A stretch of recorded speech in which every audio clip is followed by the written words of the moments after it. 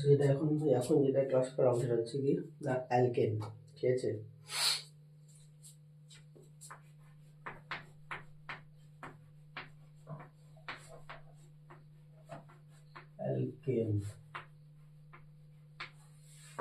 Alkane হচ্ছে কি না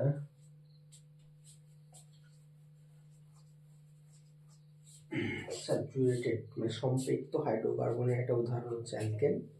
এবং অ্যালকেনকে চেনার একটা উপায় হচ্ছে কি না, এক নম্বর হচ্ছে এদের জেনারেল ফর্মুলা,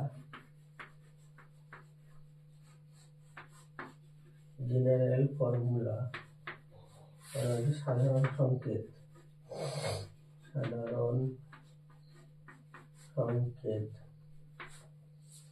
হচ্ছে CnH2n+2। এনটা হচ্ছে নাম্বার অফ কার্বন মানে কার্বনের সংখ্যা। হচ্ছে এটা হচ্ছে কার্বন এবং হাইড্রোজেনের মধ্যে এক বন্ধন থাকবে। যেমন একটা এক্সাম্পল বলছি, এক্সাম্পল আমি ধরলাম CH4, এটার নাম হচ্ছে মিথেন।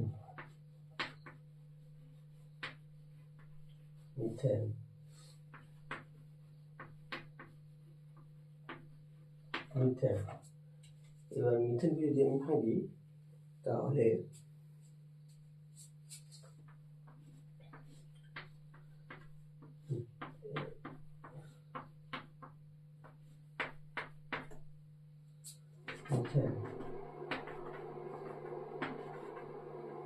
কার্বনের সঙ্গে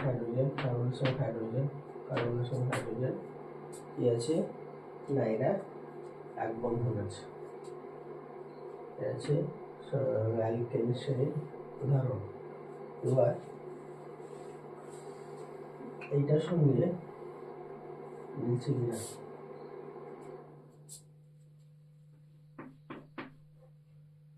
তাহলে মিথেন হচ্ছে CH4, এর কার্বন সংখ্যা হচ্ছে 1, মানে এখানে n এর মান হচ্ছে 1। তার ফর্মুলা হচ্ছে আমরা জানি মিথেনের জন্য CnH2n+2, তাহলে C1H2n+2 মানে CH4। তাহলে কি হচ্ছে, জেনারেল ফর্মুলাও কিন্তু মিলে গেল। তো মিথেনটা হচ্ছে কি অ্যালকেন শ্রেণীর মৌল বলা হয়, ঠিক আছে।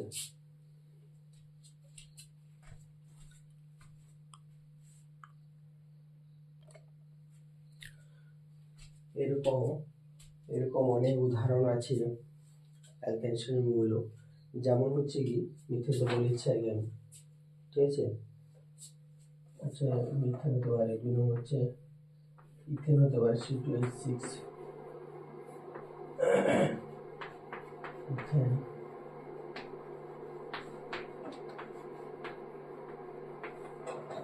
তিন নম্বর হচ্ছে প্রোপেন হতে পারে C3H8, প্রোপেন।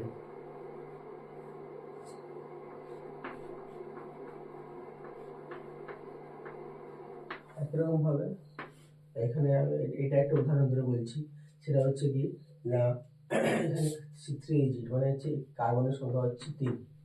তাহলে আমরা এখানে জেনারেল ফর্মুলা জানি, এখানে general formula CnH2n+2, n equal 3, তাহলে C3H2 × 3+2, তাহলে C3H8। এইভাবে সমস্ত অ্যালকেন শ্রেণীর মৌল কিন্তু এই জেনারেল ফর্মুলা CnH2n+2 এটা কিন্তু মেনে চলবে।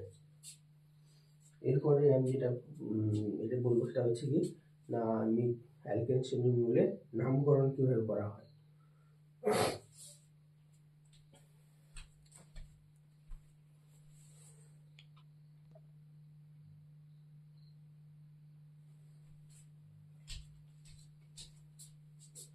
নেক্সট হচ্ছে কি না অ্যালকেন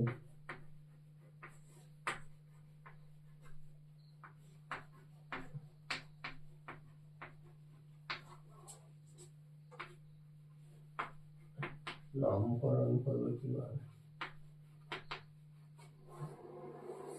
ঠিক আছে?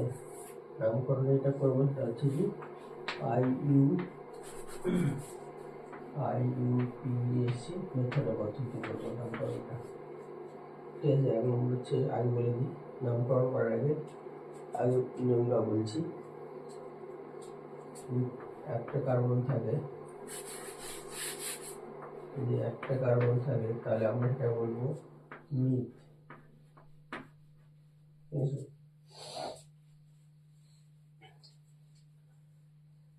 যদি দুটা কার্বন থাকে সেটা বলবো কি ইথ, তিনটা কার্বন থাকবে সেটা বলবো কি প্রোপ, যদি চারটা কার্বন থাকে সেটা আমরা বলবো কি বিউট, চারটা কার্বন যদি থাকে সেটা কি বলবো বিউট, পাঁচটা যদি কার্বন থাকে সেটা বলবো কি পেন্ট, যদি ছটা কার্বন থাকে সেটা বলবো কি হেক্স,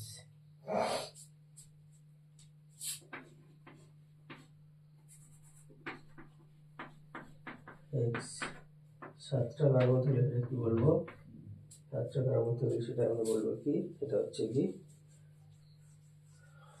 হেপ্ট, আটটা কার্বন যদি থাকে সেটাকে আমরা কি বলবো কি অক্ট,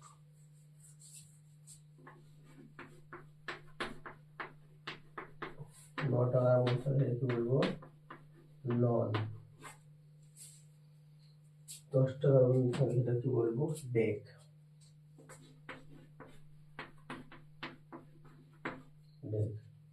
এবং সবচেয়ে বড় কথা হচ্ছে যে এগুলো বসানোর পরে তো সাফিক্স হিসেবে মানে শেষে একই শ্রেণীর মৌল, একটা কার্বন থাকলে মিথ, দুটা কার্বন থাকলে ইথ, তিনটা কার্বন থাকলে প্রোপ, চারটা কার্বন থাকলে বিউট, পাঁচটা কার্বন থাকলে পেন্ট, ছটা থাকলে হেক্স, সাতটা থাকলে হেপ্ট, আটটা থাকলে অক্ট, নটা থাকলে নন, দশটা কার্বন থাকলে ডেক।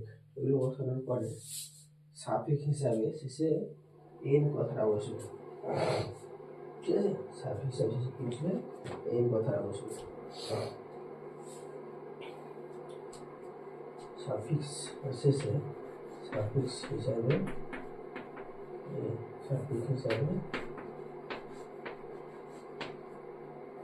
এন কথা এন সংখ্যাটা বসবে, ঠিক আছে? আমি প্রপার উদাহরণ দিয়ে বলছি।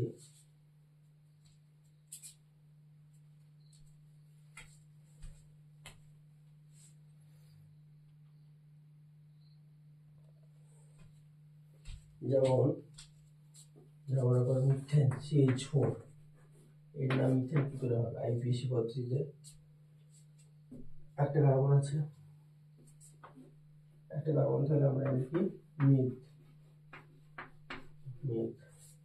যুক্ত কি হবে শেষে সাফিক্স হিসাবে এন, নামকরণ কি হবে মিথেন। C2H6, এটাকে ভাঙলে আমরা পাবো CH3,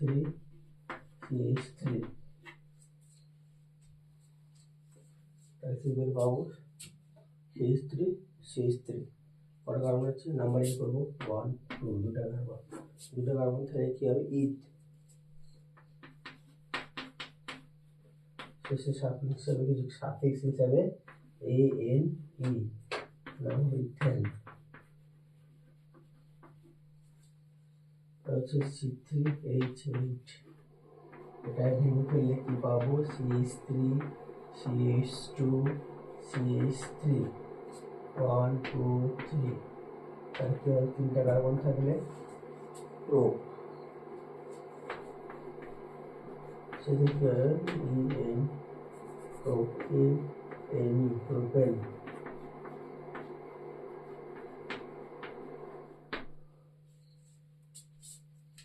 এইভাবে কিন্তু নাম্বারিং চলতে থাকবে।